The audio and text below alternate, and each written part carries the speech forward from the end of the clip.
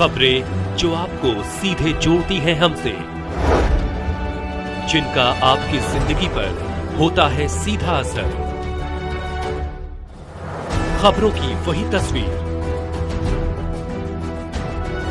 बिना बदले बिना डरे, जज्बा सच का लिए, सच दिखाते हैं। दुबई से भारत तक साइबर ठगी वाले अपराधियों को सूरत जिला के उत्तरायण से एक कार्यालय पर छापा मारकर गिरफ्तार किया गया, जिसमें 111 करोड़ के साइबर क्राइम फ्रॉड गिरोह का एक आरोपी को गिरफ्तार किया गया है। यह अपराधी सूरत शहर में कार्यालय खोलकर अलग अलग मोबाइल कंप्यूटर और सिम से बैंक अकाउंट में ठगी का अंजाम देता था, जिसमें एक अपराधी को सूरत से गिरफ्तार कर लिया गया है और दुबई और अन्य जगहों पर इसके कितने साथी हैं जो ऐसे अपराध को अंजाम देते हैं, उनकी जांच पड़ताल चालू है। अलग अलग क्षेत्र में इनके नाम से अपराध दर्ज हैं। फिलहाल साइबर क्राइम द्वारा आगे की जांच पड़ताल की जा रही है। सूरत से नरेंद्र पटेल की रिपोर्ट। जी मैम। पुलिस कमिश्नर सर, सूरत सिटी की सूचना के अनुसार सूरत शहर के नागरिकों के साथ साइबर क्राइम न हो, इसके लिए प्रिवेंटिव एक्शंस लेने के लिए जो सूचना दी गई थी, उसके अंतर्गत लास्ट ईयर के अक्टूबर महीने में साइबर क्राइम सेल सूरत सिटी द्वारा यहाँ सूरत के एरिया में एक ऑफिस में रेड की गई थी। 30 घंटे से ज़्यादा चली इस रेड में काफ़ी सारे साइबर क्राइम के रिलेटेड अकाउंट्स और सिम कार्ड्स और काफ़ी सारी जो सामग्री है वो सीज करी गई थी, बरामद की गई थी।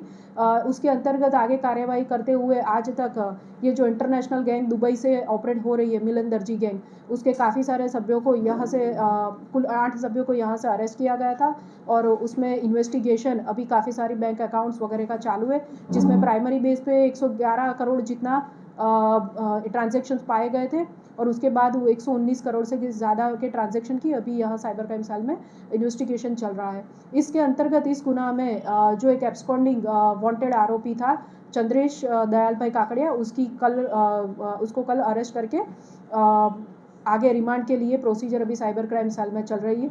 ये जो आरोपी चंद्रेश काकड़िया जो अभी सूरत में रहता है और मूल निवासी सौराष्ट्र के अमरेली का है, यह आरोपी इस गैंग के साथ काफ़ी टाइम से जुड़ा हुआ था और गैंग के लिए जो म्यूल अकाउंट साइबर क्राइम के लिए पहुंचाने में ये एक्टिव था और इवन ये गुनाह रजिस्टर होने के बाद भी गैंग के कांटेक्ट में रह के उनकी जो सूचना है गैंग लीडर की, उसके आधार पे कार्यवाही कर रहा था, इसलिए इसको अरेस्ट किया गया है।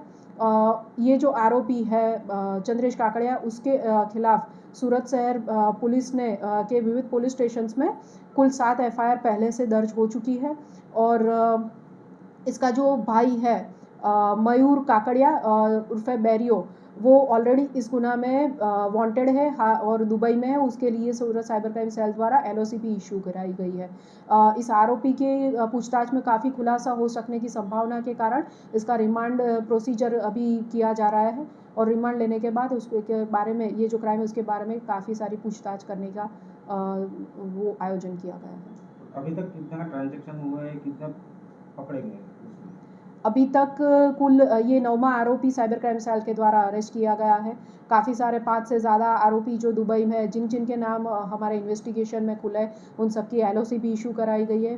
प्रीवियसली एक एलओसी के आधार पर ही हिरेन बरवालिया जो आरोपी था उसको अरेस्ट किया गया था बॉम्बे एयरपोर्ट से, जब वो देश से भागने की कोशिश कर रहा था। अभी भी इन्वेस्टिगेशन जारी है और इस केस में हेल्प के लिए जो एक प्रपोजल भेजी गई थी, उसके अंतर्गत एक सीए की भी निमणूक यहाँ अपॉइंटमेंट की गई है इस केस के लिए।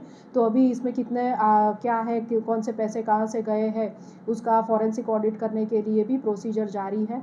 और ये प्रीवियसली जो आरोपी इस केस में पकड़े गए थे, जो ऑफिस में थे और जो यहाँ से अलग अलग टाइम पे जिनको अरेस्ट किया गया है, उनको क्योंकि ये जो अकाउंट्स बरामद हुए थे उसके ऊपर देश में 1800 से ज़्यादा एनसीसीआरपी पोर्टल पे कंप्लेंट्स है और 200 से ज़्यादा एफआईआर देश के विविध राज्यों में ऑलरेडी रजिस्टर्ड है। तो अलग अलग स्टेट की पुलिस अभी साइबर सेल के कांटेक्ट में है। पहले गुजरात के ही जूनागढ़ रेंज और पाटन पुलिस ने इनको अरेस्ट किया है। उसके बाद कर्नाटका से सूरतकल पुलिस स्टेशन की पुलिस भी उनको साइबर क्राइम में अरेस्ट करके जुडिशियल कस्टडी से ले गई थी। अभी ये जो आरोपी है वो हरियाणा पुलिस की कस्टडी में है और आगे जो भी ये देश की अलग अलग जो पुलिस है वो हमारे संपर्क में इस क्राइम के इन्वेस्टिगेशन के लिए संपर्क में है।